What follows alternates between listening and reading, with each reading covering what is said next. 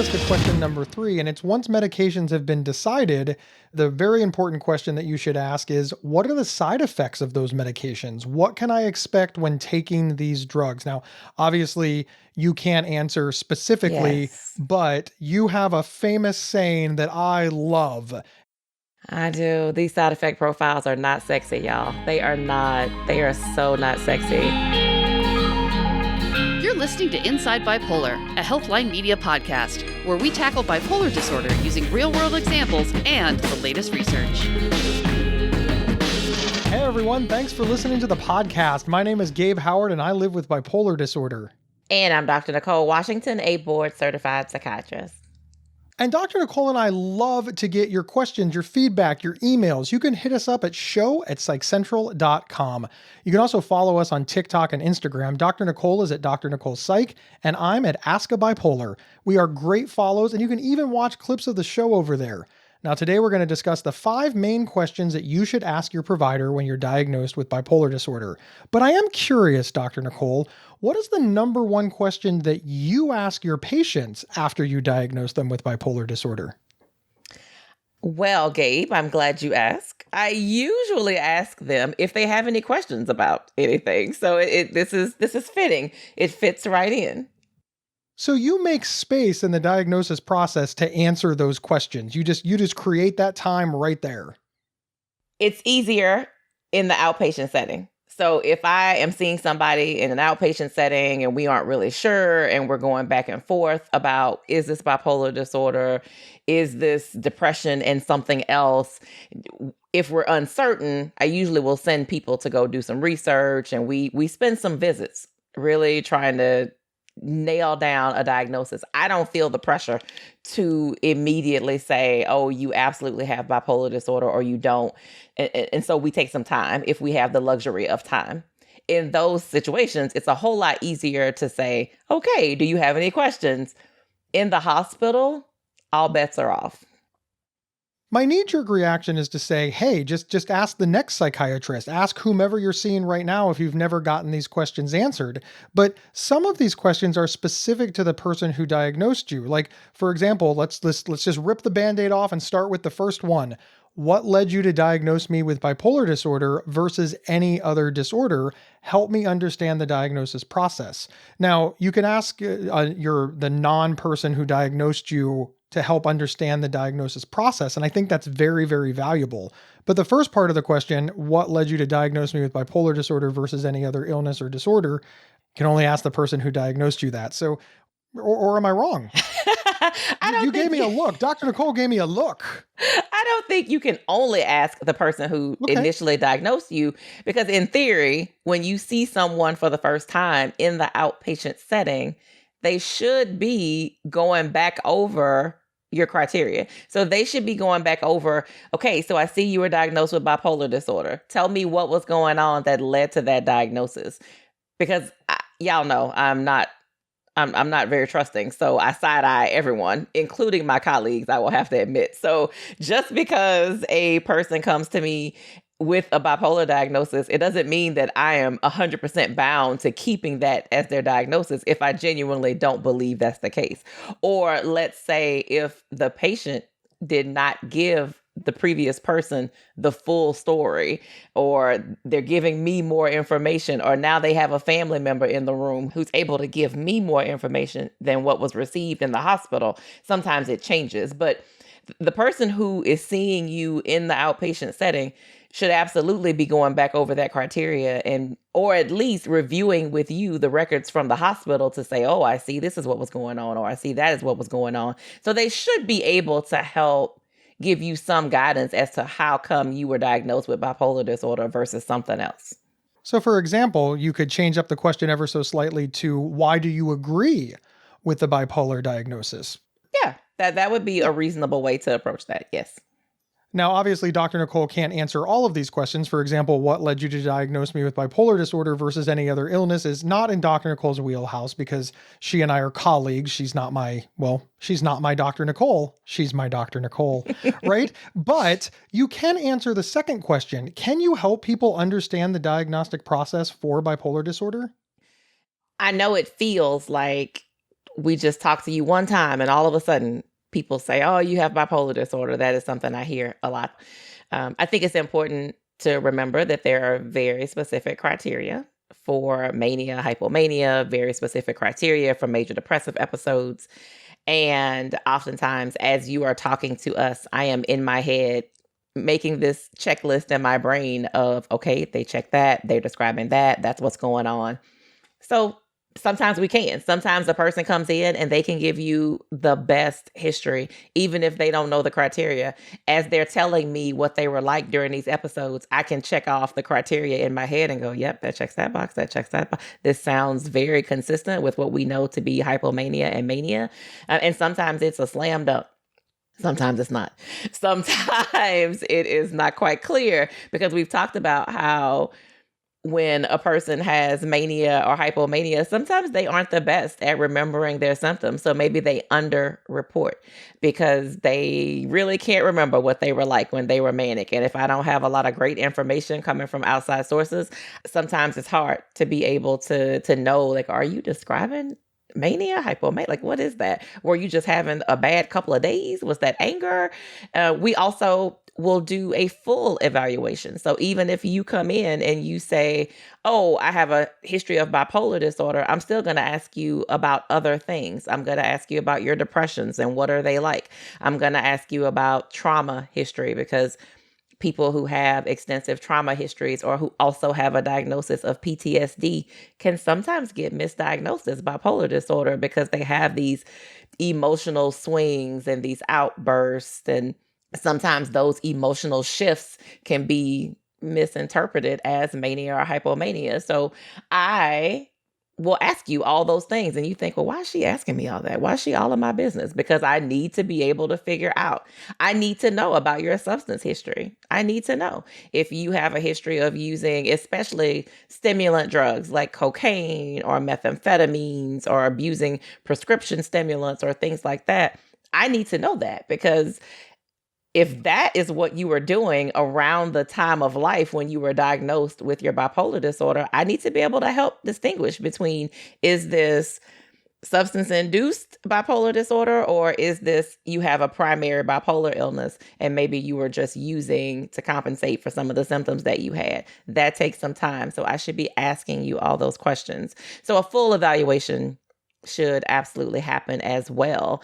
And that's how we figure it all out. We ask you a ton of questions, and it may seem like we're just being intrusive and just all in your business, but we're asking all these questions because the way you answer, the way symptoms overlap or not overlap might give us a lot of insight into what exactly it is that you have. It's a long explanation because it's a long process. There's a lot to turn over. I suppose if somebody wanted to, they could go get the DSM-5, the Diagnostic and Statistical Manual. It's how you diagnose, well, I think all mental illnesses, but specifically it's how you diagnose bipolar. Now, in that section for bipolar disorder, how many little check marks do you need before you get bipolar 1 or 2? Well, we're going to look at the symptoms, how intense they are, how long do they last. There is a certain number of days for hypomania versus mania. There's also an intensity of symptoms. So if a person is hospitalized during an up mood, we're going to call that mania. If they experience psychosis, we're going to call that mania. If they're having hallucinations or delusional thoughts, we're going to call that mania, because they may get to the point where their symptoms are so severe, they don't make it to the full week because they end up in the hospital before that week gets there. We're looking at what else is going on in your life. What was your functioning like? We're looking at, were substances involved, because the DSM has those little things that say if it's substance induced, it doesn't count here. If this is what's going on, you can't call that here. And so we are looking at all of those things. But yes, the DSM is the book that we use. I don't recommend you go out and get one and read it in your leisure time, but that is what we use. That is where the criteria lives. That is where the criteria lives. It sounds like a troll, right? Like the criteria lives under the bridge for bipolar disorder. It sounds scary, but yes, I don't necessarily recommend reading the DSM-5 either. It's kind of a boring read. However, that is the manual that doctors use to diagnose. It may also be equally as important for you to ask them why bipolar disorder and not this other thing. Because a lot of times people will say, well, I think that I had this, or I was told before I had this, because diagnoses change. So it may be just as valuable for you to ask, and why not that? Why bipolar disorder and not borderline personality disorder? Why bipolar disorder and not depression and complex PTSD? Why bipolar disorder and not schizoaffective disorder? It may be equally as valuable for you to kind of explore that stuff too. I really like that you pointed that out, because we should also point out that it might be why bipolar disorder and not my previous diagnosis of depression or borderline or anxiety or whatever it was, because we did an episode on diagnosis flip-flop where you can be diagnosed with one thing and then another doctor takes a look at it, or you establish more symptoms. So then the diagnosis changes. I think that's a really important question to ask if your diagnosis changed. So we'll call that like a 1B to go with the 1A. Now, our next question, which is number 2, what treatments are available for bipolar and what do you recommend for me? Now, obviously, Dr. Nicole can't answer the second one on this podcast, but you should still ask your Dr. Nicole. But Dr. Nicole can answer the first one on this podcast to give you a little bit of leg up to make excellent use of that managed care time that we all get with our Dr. Nicole's, which is, ranging around 12 minutes these days. But what treatment options are available for bipolar disorder? And I know you can't create an exhaustive list, but what are the primary ones? Yeah, we can talk about general categories. Yeah. There are traditional mood stabilizing drugs. A lot of these medications also fall under the anticonvulsant category of medications. So you should know that there are several seizure medicines that are also FDA approved and indicated and studied for bipolar disorder. So you may be prescribed something that, or recommended to take something that you recognize, like, oh, I know somebody who has seizures and they take that thing. So that is very common. I think when you're new to this, it can be a little overwhelming and it can feel very scary when people are just throwing things out at you. So that is a general category. Lithium is a unique little beast. It's unique little bugger. It is for bipolar disorder, but it kind of fits in its own category. It is a mood stabilizer, but it's very unique in what it does, and it is in its own little category. And it also can sound scary. I will not lie to you. I get it. We also have the category of medications that we use that are categorically described as antipsychotics, but several of them are also FDA approved and studied and have indications for bipolar disorder. So you may also have those recommended to you as part of this process. I do want to add in, though, a lot of times people will say, well, but I'm depressed. So can you just give me an antidepressant? Like, can you just give me an SSRI? Most of the time, we try to avoid antidepressants, traditional antidepressants, your SSRIs, your SNRIs, your non-traditional antidepressants. Most of the time, we try to avoid those in people with bipolar illness, because we do know that there can be a risk of switching or inducing a manic episode or creating more instability where there's already instability. So a lot of times we avoid those. And that is a source of contention sometimes with folks who are like, but I'm depressed. Why are you not giving me an antidepressant? So there is a reason why your doctor is resistant or hesitant to give you something like that. I'm not saying it never happens. If you've been seeing someone for a long time and they have your regimen all worked out and you two come to the agreement that that is the best thing to do, it may happen. But it is not a very common thing that happens. And so sometimes they can be a source of stress between patients and their doctors. I can certainly see where somebody feeling the full effects of depression would want an antidepressant. It's very aptly named. Just out of curiosity, why isn't there an anti-bipolar medication? I'm kidding a little bit, but at the same time, I'm not. I mean, depression is its own illness. Major depressive disorder is a thing, and they've got something that's called anti that thing. But bipolar disorder, really, really huge. And it's like, no. What we're going to do is we're going to give you all of these medications, each attacking a different symptom. You're going to just take a handful of pills in the morning, a handful of pills at night. It's going to be fine. Why does nobody invent anti-bipolar meds? If I could, maybe I'd be a wealthy woman. I don't know. I mean, if I could come up with a pill that just took you to center immediately and it was the anti-bipolar pill, I would probably not be sitting here with you right now, Gabe. I would be on an Oh, island. I'd be on my personal island that was named after me, and I would not be with you right now. I wouldn't be even if here. I were a multimillionaire, I would still be doing this show Okay. with you. I'd be doing it from a much nicer Well, you house. can come to the island and I will do the show on the island, but I would not be in my house. Okay, well, you pay for me to come to the island. You have dump trucks of money at this point. You can give me Yeah. a plane ticket. That's true. That is very true. But we don't have that. We just don't have that. But mood stabilizer is aptly named. Like it's a That is mood very true. stabilizer. We are stabilizing your mood. We are trying to not have you go too high. We are trying to not have you go too low. I want you in the middle. Mood stabilizing. And we do use the antipsychotics as mood stabilizers in some instances. So yes, we don't have an anti-bipolar, but I think to answer your specific question, yes, people want antidepressants because it is so named. But really, you have to decide, do you trust the person that is taking care of you? Do you trust the person who's prescribing you medication? Because you have to know that we're not out here just trying to withhold things from you because we don't want you to be better. It is definitely not we're keeping it from you. It's not that we don't want you well. It's not that we don't want you better. We are trying to not harm you, and we know that that has the potential to harm you. Dr. Nicole, I'm just curious. Another question that comes up, another to be, for lack of a better word, is why do you recommend this treatment for me? And I know that you can't answer the why because you don't know what the treatment is, but I'm asking you as a patient to a psychiatrist, does that question bother you when patients question your why?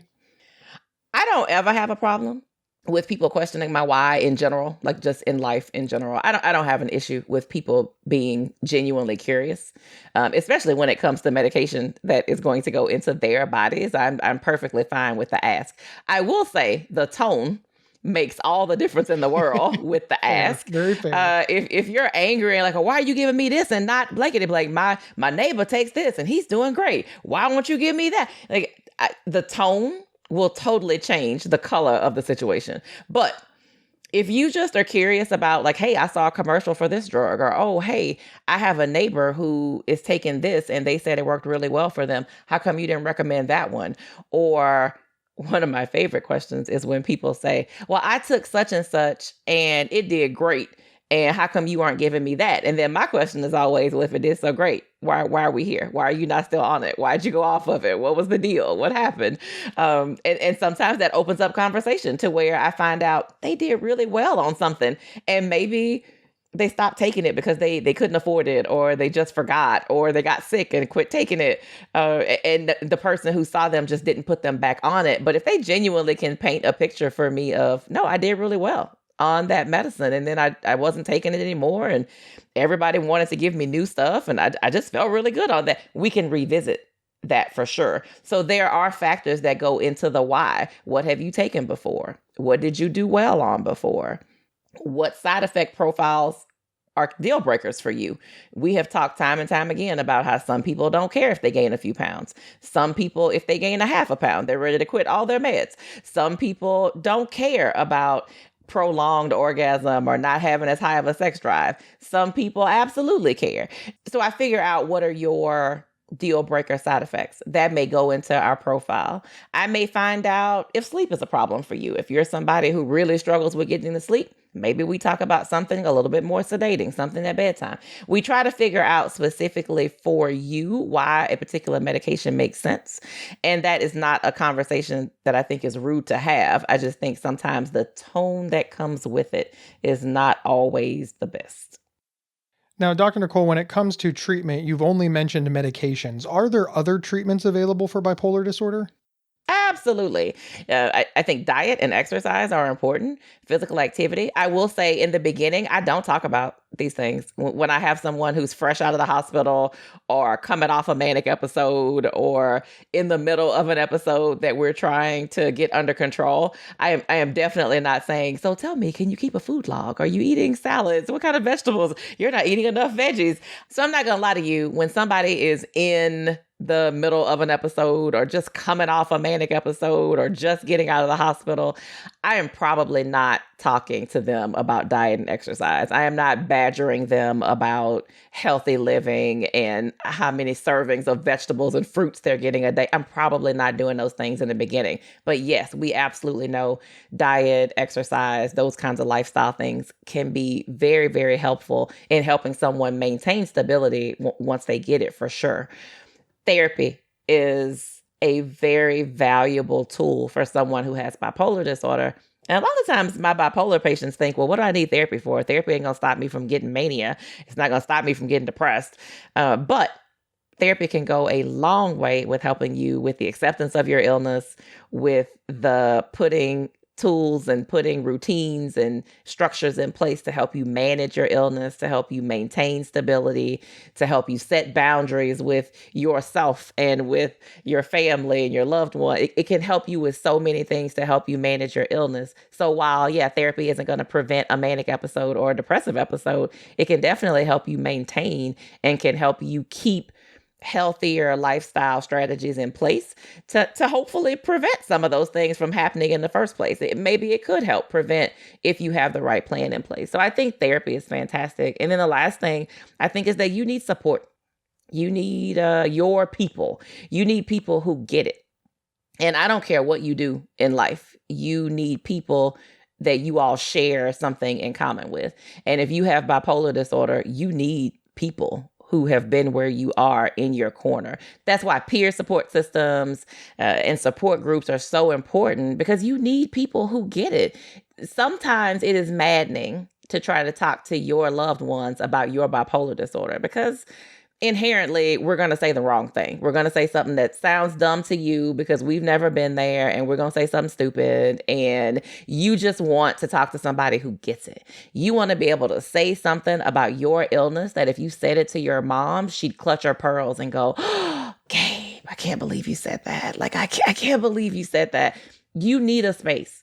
You don't need people being just completely taken aback by the things you say. You need to be able to say all those hateful, ugly things that you want to say that are related to your illness. You need all of those things. So that's also a very important part of treating your bipolar disorder and your recovery, is finding community.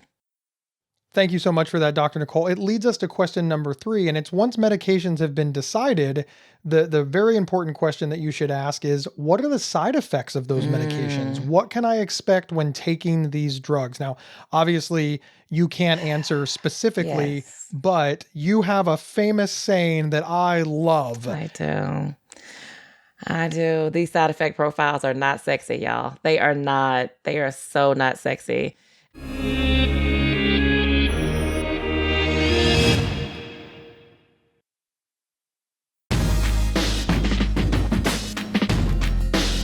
And we're back sharing 5 questions you should ask after being diagnosed with bipolar disorder. When you hear those commercials on TV and everybody always jokes about at the end how, they're like, your left toe might go numb. You might, Anal leakage always comes up. That's my favorite part. Yeah, I'm like, wow. They give you those kind of there at the end.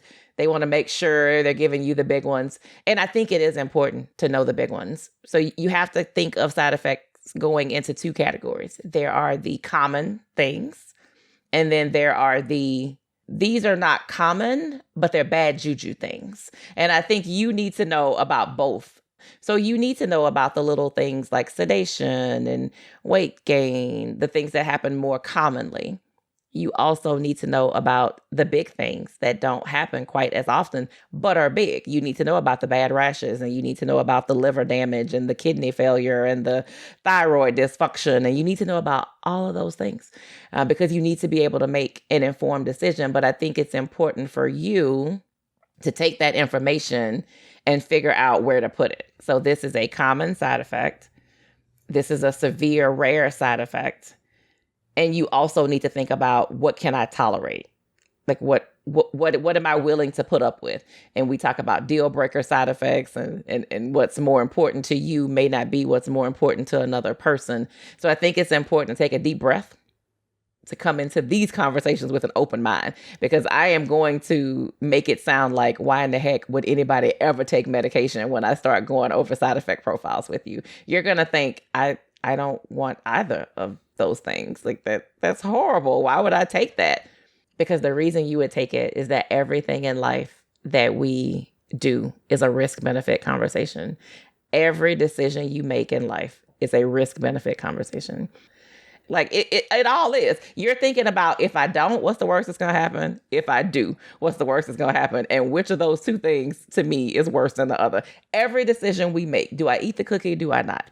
Do I call in to work today? Do I go? All of these things are risk benefit conversations. Your medication, absolutely. Risk benefit. What kind of benefits have you gotten? No treatment is not good either. No treatment, having your brain be exposed to multiple mood episodes, having your life disrupted and your quality of life be crap to avoid the potential for those medication side effects. That doesn't sound like a good move either. So I think it's important to be able to step back a little bit and think about what the questions are you need to ask about the side effect profiles. I think being able to understand what the side effect profiles may be allows you to get ahead of them. For example, me personally, I didn't really understand that these medications had side effects. I just understood all the good things because I was really sick. I was diagnosed after being committed to a psychiatric hospital, and they told me, hey, this is the solution to never having to be admitted to a psychiatric hospital again. So I just had rose-colored glasses on. And then all of a sudden things started happening. Right. I was sleeping all day. I felt like a zombie. I had sexual side effects. And I was like, what the hell is going on here? And that made me want to stop the whole thing. It made me want to just throw my hands up and say, hey, nobody warned me about this. Yeah. Because nobody warned me about this. So I completely agree that the side effect panel is not sexy, but I also agree with there's risk versus reward. And understanding what those side effects might be allows you to understand when they're happening, understand that it's just a side effect, and be able to report back to your doctor, Nicole, immediately, hey, you know that side effect we were worried about? It's absolutely happening. I'm ready to move on to plan B, which ideally has already been discussed. It's already out in the open. So you can have a comfort level that you're going to be taken seriously in the case of a bad outcome. And it sounds like what you're saying, because this is what we were talking about before.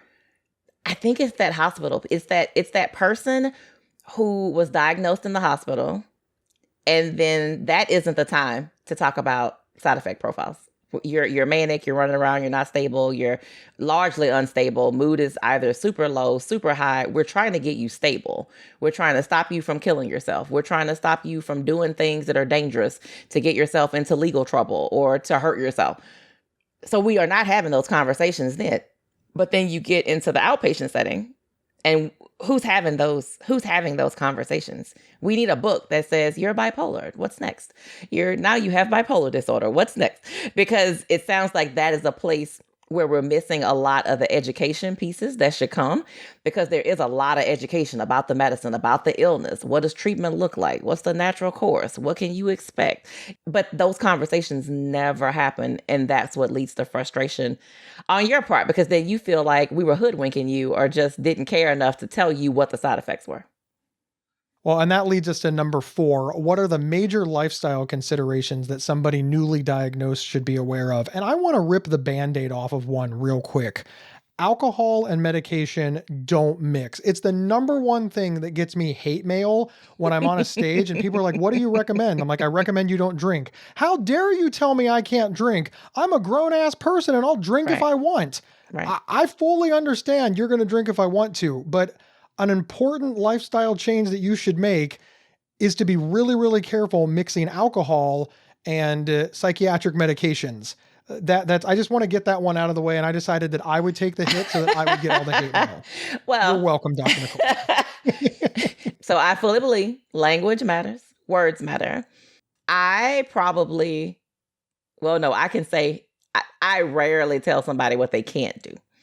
because I fully know that you are an adult and you can do whatever it is you want to do. But my job is to tell you what are the risks involved with you doing the things you want to do, and then you making the decision to either pay attention to what I'm saying or disregard it and let the chips fall where they may. So alcohol is 100% one of those things.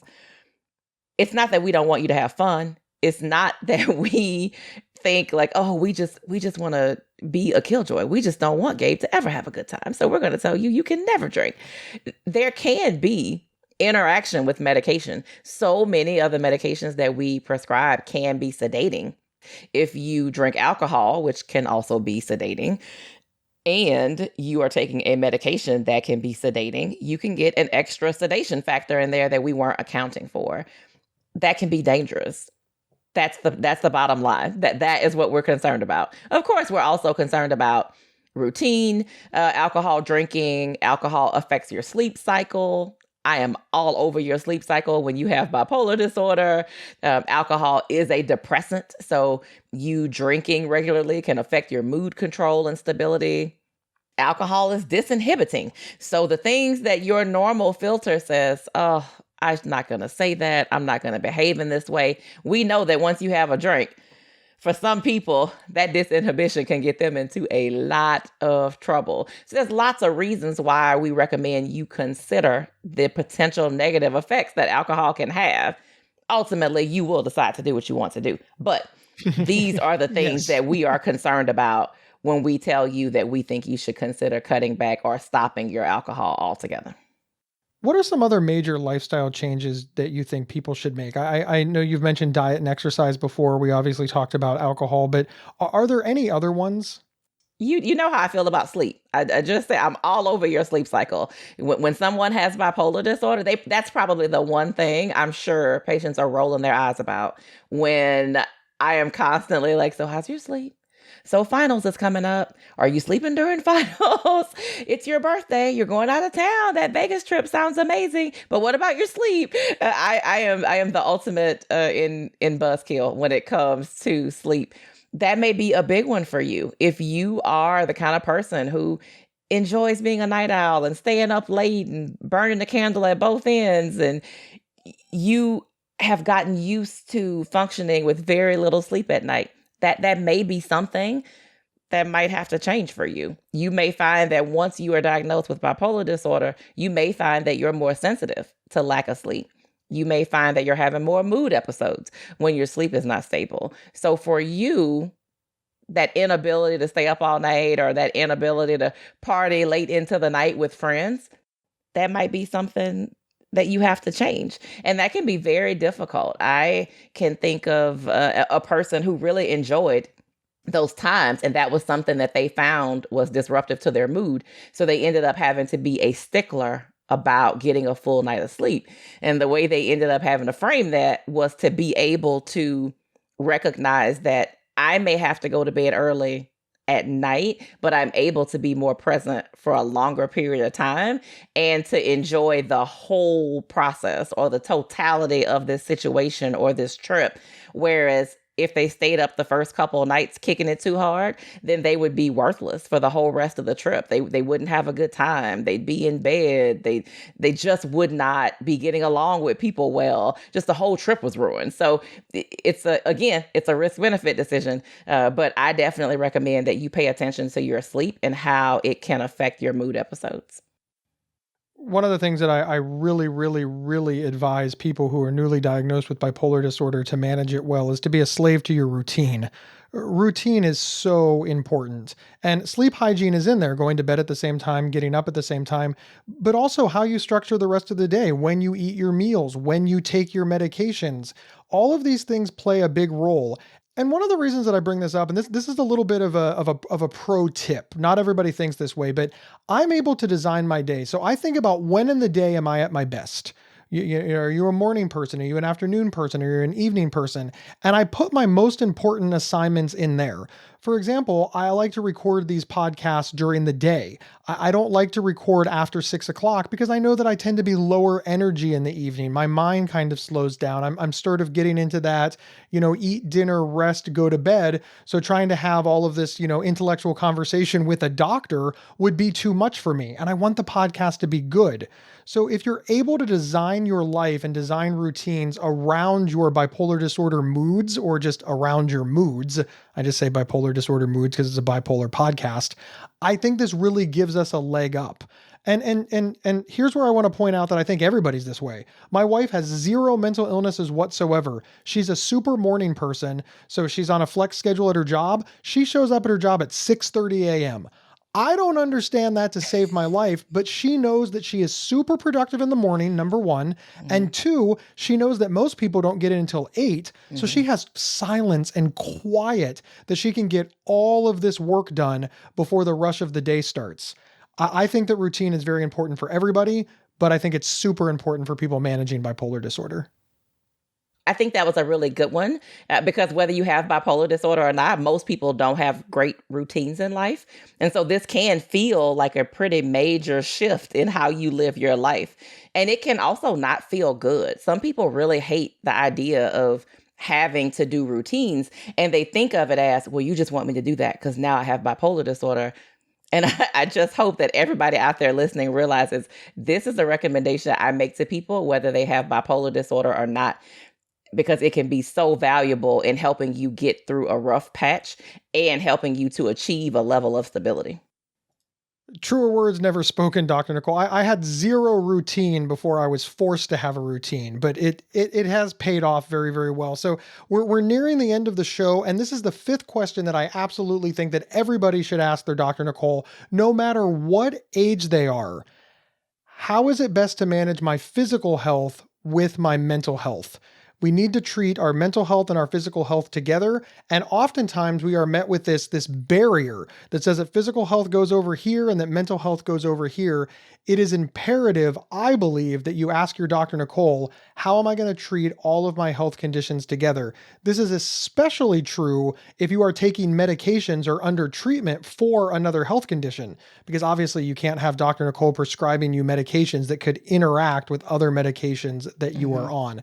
This is a huge question, and I imagine that this is a challenge for you, Dr. Nicole, because you don't always have access to our physical health records, and our physical health doctors don't always have access to our mental health records, and there's really not a good mechanism of communication between the two. There is you. You are the mechanism. You are the. It's on us. It's not. It's not us. It's you. It's on us, everybody. You heard her. The sick person with bipolar disorder has to wrangle the doctors. That's all I'm hearing. It is. It's on you. It's not on us. I can't see those things. They can't see my things. So it is important that you are sharing. The first thing somebody will tell me, because my patients all are conditioned to tell me these things, they'll say, oh, since I saw you last, my primary care doctor started me on such and such a medicine. Or, oh, since you saw me last, my primary care doctor increased this or decreased that, or we're trying new medicine for this or that. And that is super important because there are interactions. There are things that we need to know about. And you may not think that they're relevant, but that's for us to decide. You tell us and we'll decide if it's relevant or not.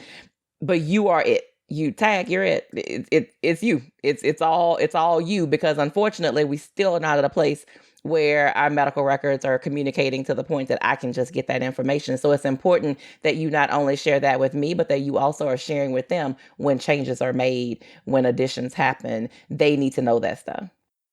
You heard her. It's all on us. But obviously, if you are in a situation where you can sign for a release of information, if you can sign it and let each side see it, you should absolutely do it for continuity of care. If you're in the position where you're the holdup, don't be the holdup. But also remember, report every single thing that you do to both doctors. Is it a pain? Absolutely. But you know what else is a pain? Having a medication side effect because you didn't communicate accurately with your doctor. So is it a burden on us? Absolutely. But listen, bipolar disorder is a burden on us. So don't let bipolar disorder win because we're being stubborn. And also, this is my little advocacy moment. Keep advocating to bring mental health and physical health into the realm just called health. That would be great. I do think it's important for everyone to have a primary care doctor. Of course. I always say, stay ready so you don't have to get ready. And we know that health is something that can change at the drop of a hat. It is something that you may find, like, I never needed a primary care doctor until I needed a primary care doctor. So it's nice to have someone that you just go see annually, that you have those routine labs checked, that you're looking at your cholesterol and you're looking at your glucose and things like that. Some of the medications that we talked about, they may not lead to you seeing a difference weight-wise, but we can see metabolic changes. So we can see your cholesterol increase, your lipids increase. We can see your glucose control get out of control without you having the tip off of, oh, I've put on weight. So it's important to have someone to monitor those things for you on an ongoing basis, because when you need them, you want to have somebody that you're already established with, and we just never know when that's going to happen. And like it or not, we all get older. I am no longer a 26-year-old battling bipolar disorder. You are Age absolutely comes not. For us all. You are absolutely not. Is that another year-old joke, Dr. Nicole? Older than me. We're very close to the same age. Older than me. That's all I got. Very close to the same age. Very close to the same age. But you'll always be older. I will always be older. All right, everybody. With that, those are the 5 questions that we recommend that you ask your Dr. Nicole when you're diagnosed with bipolar disorder. And I hope that you got something out of it. And Dr. Nicole, as always, I appreciate your candor. I appreciate your honesty. And I appreciate you answering as many of these questions as you could, because it will, in fact, free up time, availability, and the baseline knowledge for the people asking the question. So you've done a great service today.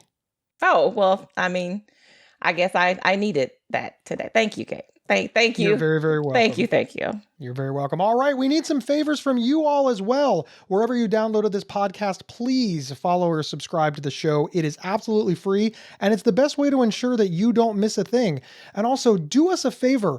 Recommend the show to everybody you know. Bring it up in a support group. Share your favorite episodes on social media. Host discussion groups. Send people emails, text messages. Sharing the show with the people you know is how we grow. My name is Gabe Howard, and I'm an award-winning public speaker, and I could be available for your next event. I also wrote the book Mental Illness is an Asshole and Other Observations, which you can get on Amazon. But if you want a signed copy with some free swag, or you want to learn more about me, just head over to my website, gabehoward.com. If you want to follow me on Instagram or TikTok, hit me up at Ask a Bipolar. And I'm Dr. Nicole. You can find me on all social media platforms at Dr. Nicole Psych to see all the things I have my hand in at any given moment. All right, everyone. We'll see you next time on Inside Bipolar. You've been listening to Inside Bipolar from Healthline Media and PsychCentral.com. Have feedback for the show? Email us at show@psychcentral.com. Previous episodes can be found at psychcentral.com/IBP or on your favorite podcast player. Thank you for listening.